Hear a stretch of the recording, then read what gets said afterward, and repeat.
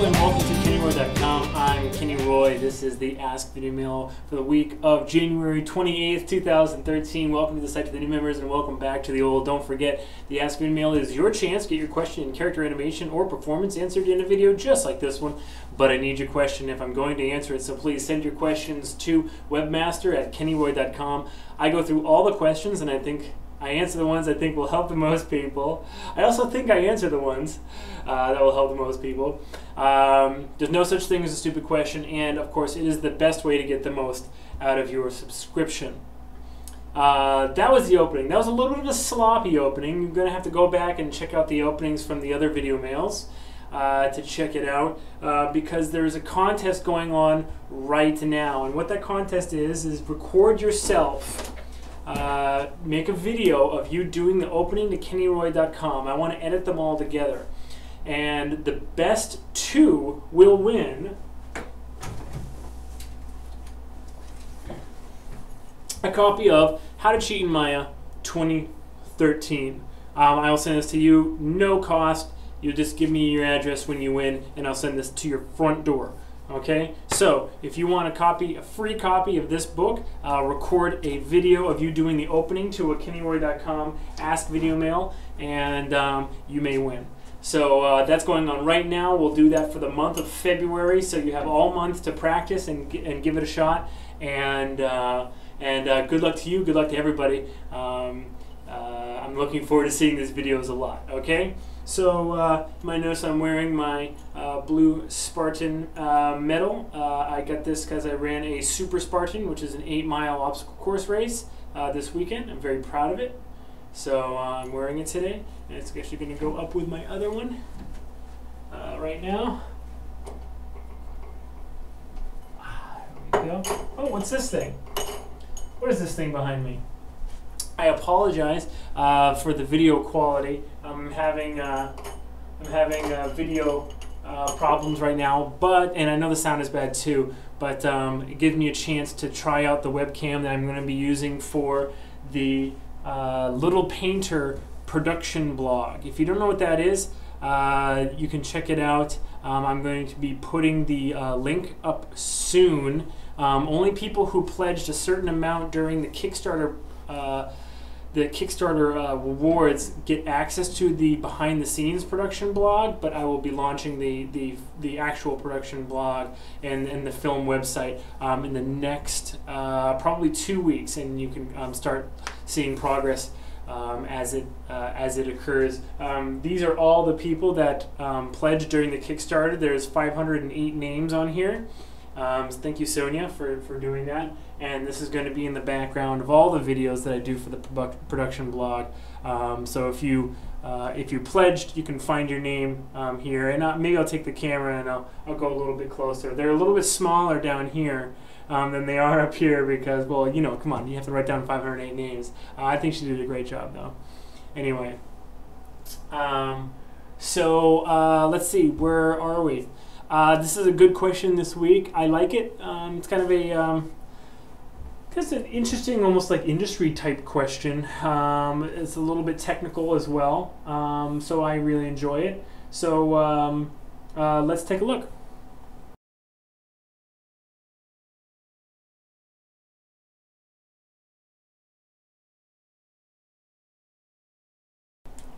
Very good question. So this is how. So it's a little bit weird because I went and I searched for that image that this animator was talking about, and I found it. And upon looking at it, it seems to be right along the lines of kind of what happens in production when you come across a character like this. I've animated Batman and Superman for DC. Was it a video game? I think it was a commercial for like DC Heroes or whatever that video game is where you can play those guys. And I've also animated some characters that have like capes and stuff like that. And so what basically happens is whenever there is a piece of clothing that needs to kind of like take shapes and be part kind of like of the silhouette in the performance, you're given controls over that. And now the controls can the controls really differ. Normally what you want is like maybe like a maximum of like 10 that can like really super just like, you know, grossly kind of position and kind of pose.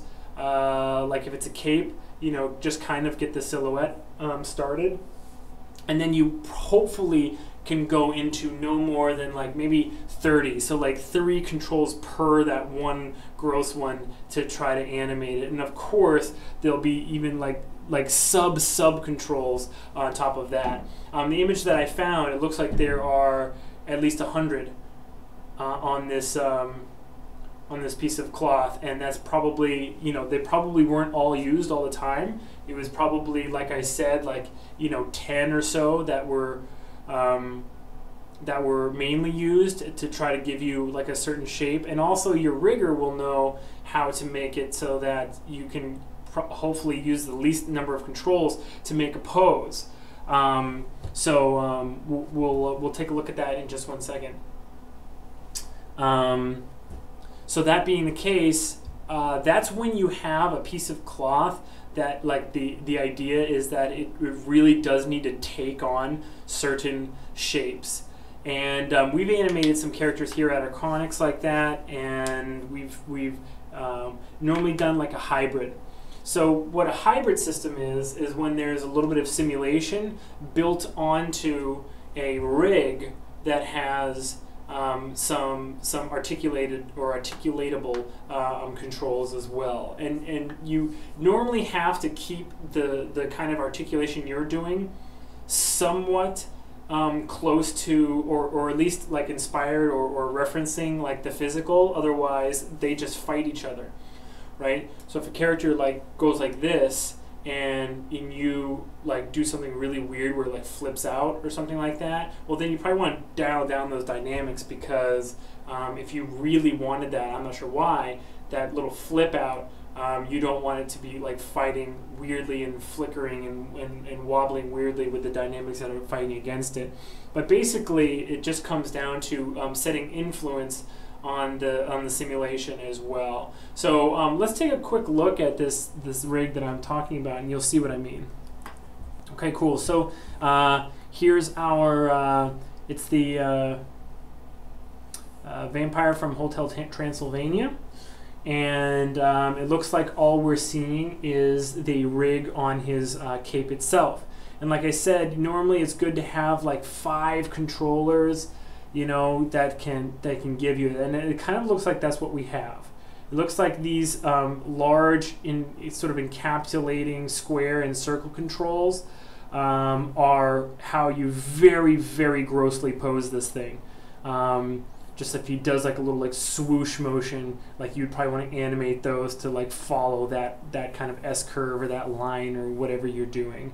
It also looks, well, it actually looks like these circles are bigger than the squares. So maybe the circles maybe there's 1, 2, 3 circles and 5 squares. Those might even be bigger controls. But at any rate, as you go down in size of the controls themselves, you're obviously getting finer and finer controls. So probably these kind of larger circles give you a little bit finer tuned control.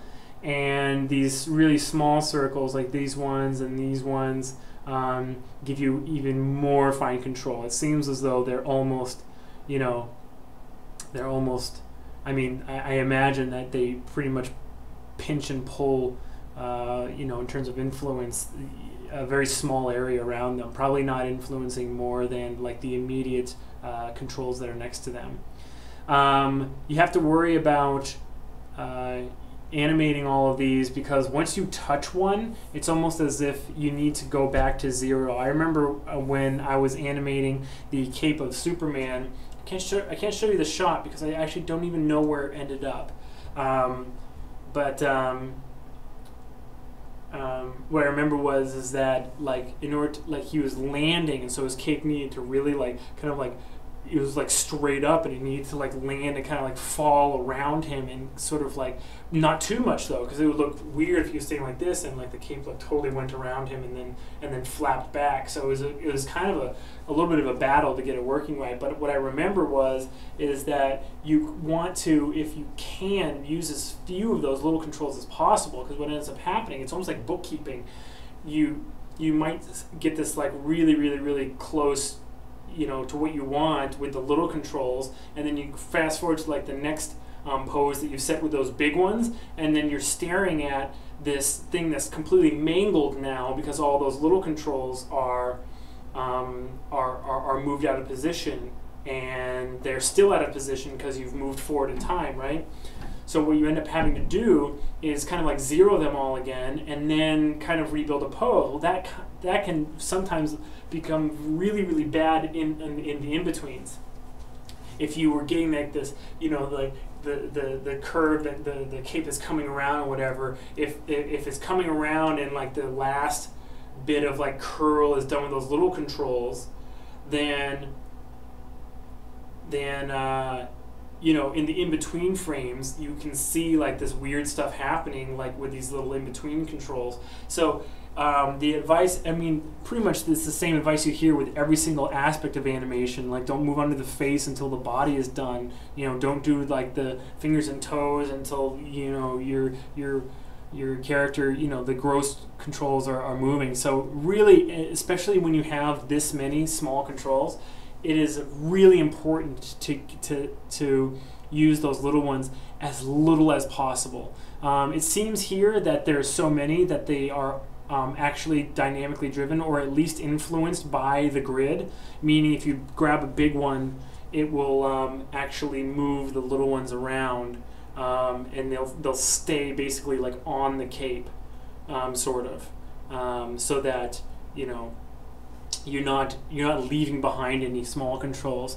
All the same, you want to use the little ones as little as possible. There's no sense of pride. There's nothing gained from, you know, being the one animator that animates all 100 of those tiny. There's probably more, now that I think about it. Let me see. 1, 2, 3, 4, 5, 6, 7, 8, 9, 10, 11, 12, 13, 14, 15, 16, maybe 16 in a row, and there's 1, 2, 3, 4, 5, 6, 7, 8, 9, 10, 11, 12, 13, 14, 15, maybe 20 rows that I can see.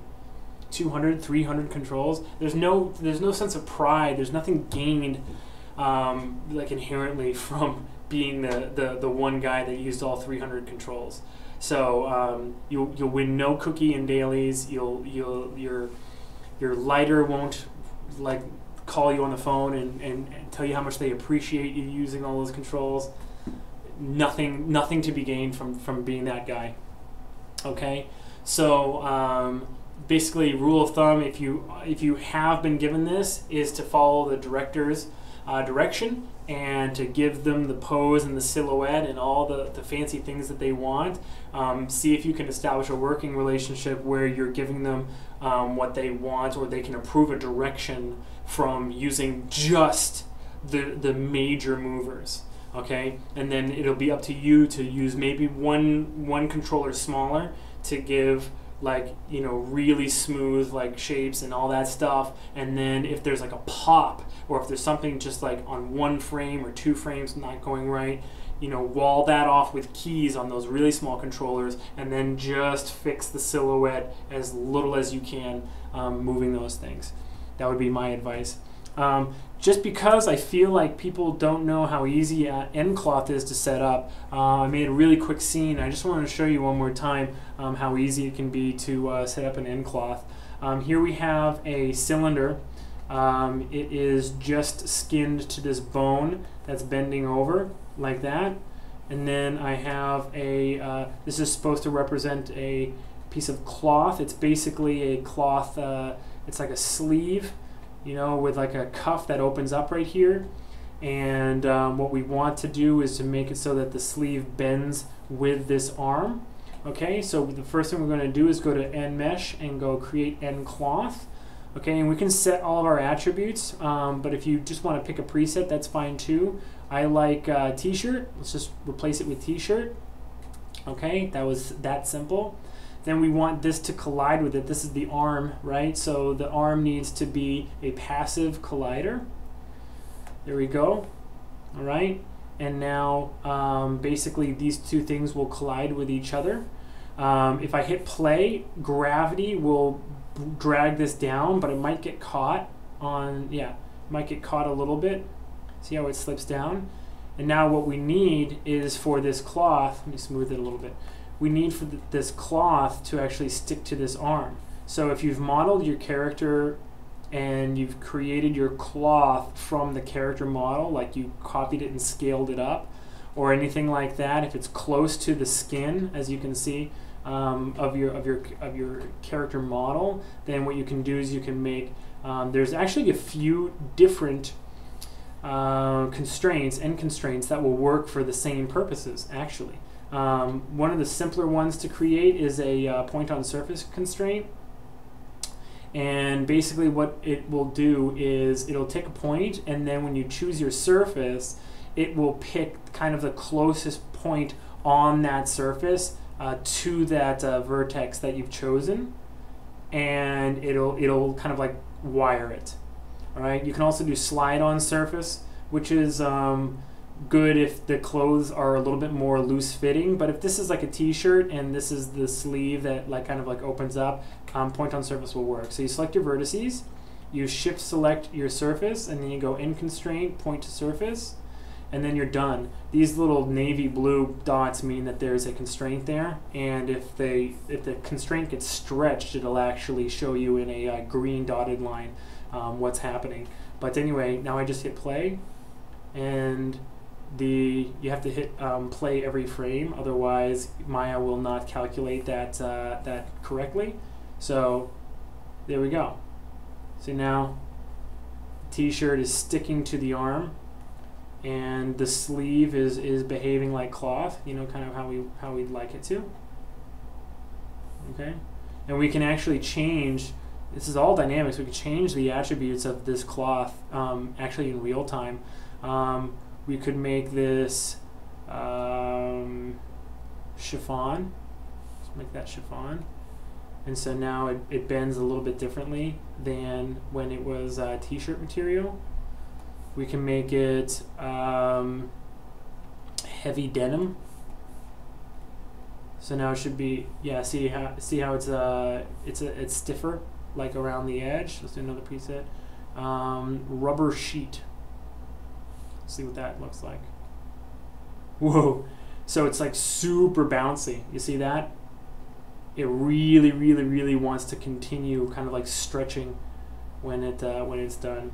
So anyway, I just wanted to show you a few of the different kinds of like cloth types and stuff like that. And cloth is really super easy to set up. It's very fast. The dynamics take like 2 seconds to solve, as long as you're not having it collide with like a fluid or something like dynamically driven by, you know, who knows what. It's pretty stable as well. So anyway, so yeah, in general, just kind of to answer the question very briefly, in general, what you're going to see is that no matter what, you're always going to be simulating cloth that needs to react really, really realistically. Or if you have a character who they're like, let's say this sweatshirt that I'm wearing, right? It has a hood, right? This sweatshirt might be actually skinned to my model, but there might be controls on this hood, right, that you can animate so that the character can walk and then grab it and go like this. Well, the controls will be there, and there's no like real secret to animating cloth. A lot of reference will help, observing will help, but it's not like you can thumbnail it. It's not really that kind of thing. It's done a lot more straight ahead. But in the last case, or in the first case that we looked at, rather, like the Hotel Transylvania, the vampire with his cape, if you're given that kind of control system for a cape, don't automatically assume when you see that kind of thing, like, oh my god, you need to be like the best animator in the world. Look at all of those controls. No, no, no, no, no. If you can get away with it, working with your director and taking direction and hitting notes, work with like the 5 controls that you have, and hopefully you have a relationship where, like, if they get you know, they just get the gist of what you're doing, then you can go in and go smaller and smaller. But really, you don't want to be touching those little ones until like the last day of your working on that shot, if you can. All right, cool question. Please send in more. Once again, the address to send them to is webmaster@kennyroy.com.